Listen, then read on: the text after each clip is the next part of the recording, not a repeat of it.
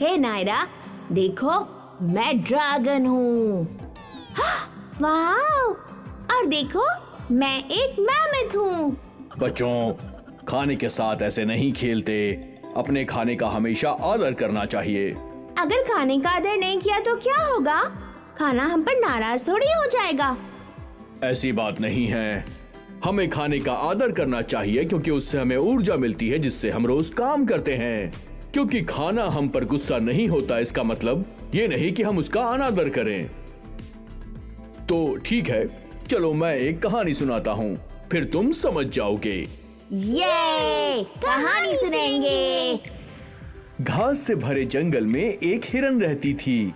बाकी हिरनों की तरह वो भी घास खाती थी। वो भाग्यशाली हिरन थी।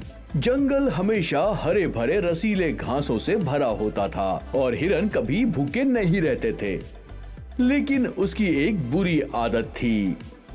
पेट भर घास खाने के बाद बचे हुए घास के साथ वो खिलवाड़ किया करती थी। कभी कभी वो घास को मिट्टी से बाहर निकाल देती थी। और एक दिन घास ने हिरन के साथ बात करने का तय किया। तब हिरन खेल रही थी। हिरन, घास से खिलवाड़ करना बंद करो। हाँ? ये कौन बोला? मैं हूँ घास। मुझे पहचाना नहीं तुमने?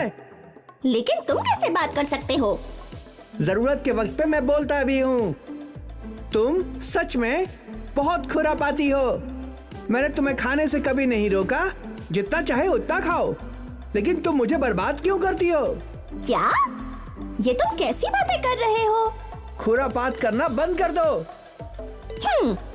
मैं तो वही करूंगी जो मुझे करना पसंद है।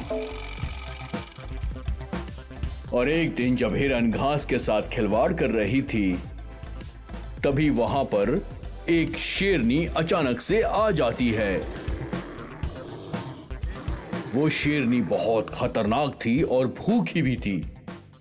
जब हिरन ने उसे दूर से देखा तो डर के मारे उसके पैर कांपने लगे।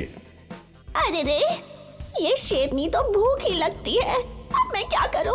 क्या करूं मैं? मैं तो उसे हरा भी नहीं पाऊंगी। सुनो सुनो हिरन, क्या क्या क्या क्या क्या हुआ? जाओ, इसके पहले कि वो तुम्हें देख ले। उस कोने में जाओ जहां की घास तुमने बर्बाद नहीं की है। जल्दी करो, जाओ, छुप जाओ जाके।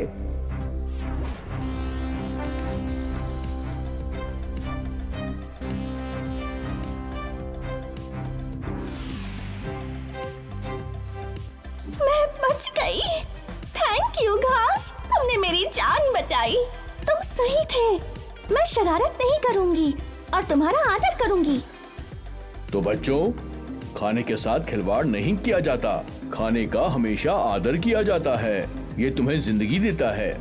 हम समझ गए दादाजी। अब हम कभी भी खाने का अपमान नहीं करेंगे। मेरे प्यारे प्यारे बच्चों।